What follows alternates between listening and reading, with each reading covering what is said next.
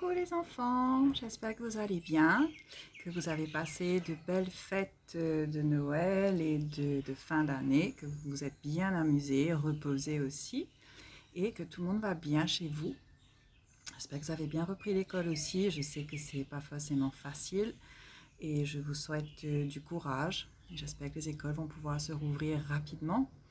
Comme elles sont toujours fermées, j'ai voulu vous envoyer une petite vidéo parce que j'ai très envie de vous lire une petite histoire.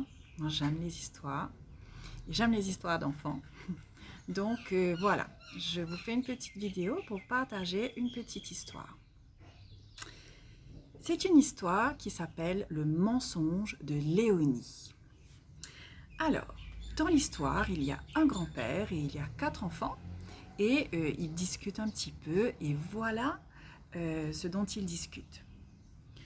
Confortablement installé dans son fauteuil, grand-père regarde les enfants jouer autour de lui. Thomas et ses 3 amis, Mathias, Olivier et Lola, avaient l'air de bien s'amuser avec leurs jouets.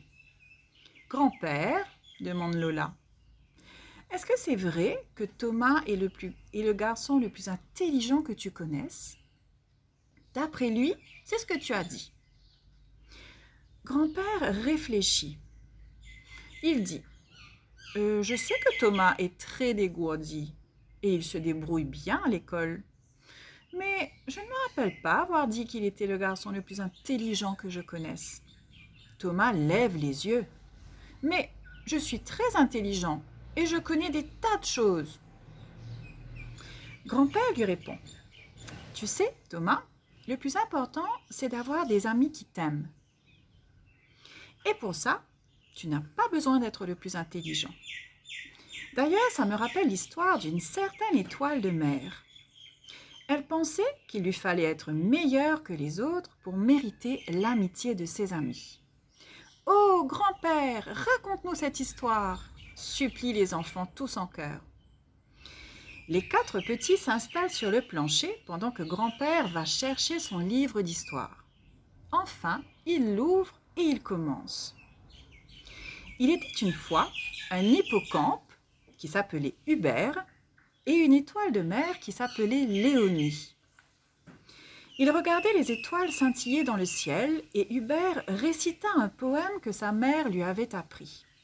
« Quel beau poème !» fit Léonie. « Sais-tu qu'avant j'étais une étoile ?»« Une étoile dans le ciel ?» demanda Hubert. Léonie hocha la tête en souriant. « Vraiment ? Mais qu'est-ce qui t'est arrivé alors ?» Le sourire de Léonie se figea. Elle avait menti pour impressionner Hubert.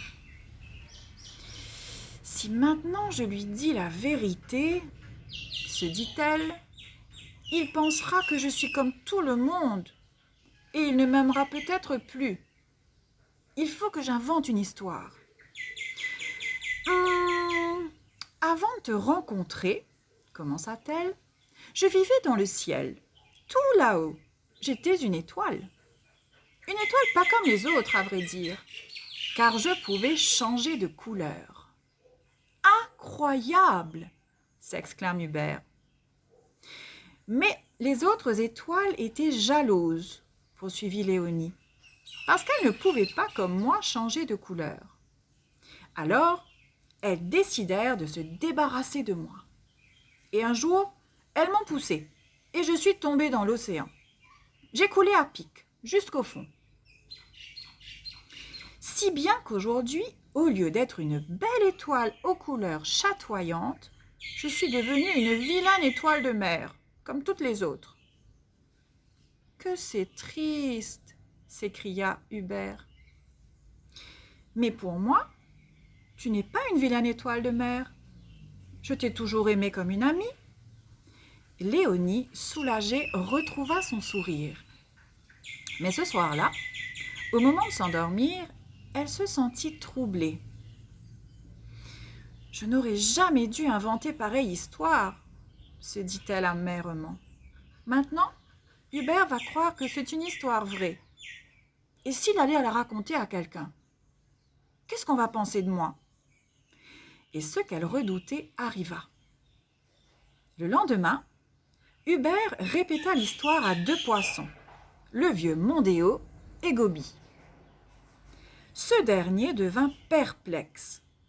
« Mais ma mère m'a toujours dit que les étoiles de mer n'avaient rien à voir avec les étoiles qui sont dans le ciel. »« Tu pourrais toi-même lui poser la question, » suggéra Hubert. Ils allèrent donc trouver Léonie. Celle-ci semblait très mal à l'aise. « Est-ce que c'est vrai ? Parce que nous, on n'a jamais entendu parler d'une étoile qui se soit transformée en étoile de mer. » Ils étaient tous là autour d'elle à attendre sa réponse. L'anxiété, la peur se lisaient sur son visage. « Qu'est-ce que je dois faire ?» pensa-t-elle. « Continuer de mentir ou dire la vérité ?» Elle comprit ce qu'elle devait faire.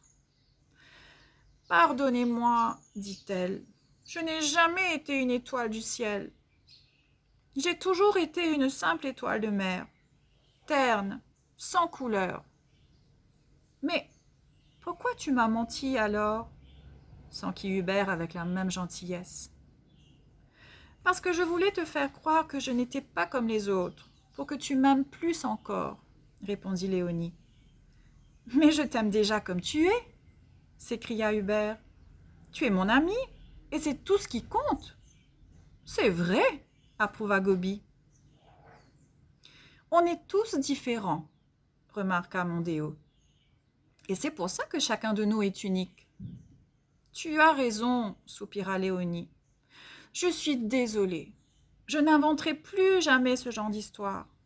Je suis très heureuse d'avoir des amis comme vous. » Ils pardonnèrent tous à Léonie d'avoir menti. Et leur amitié s'en trouva restaurée.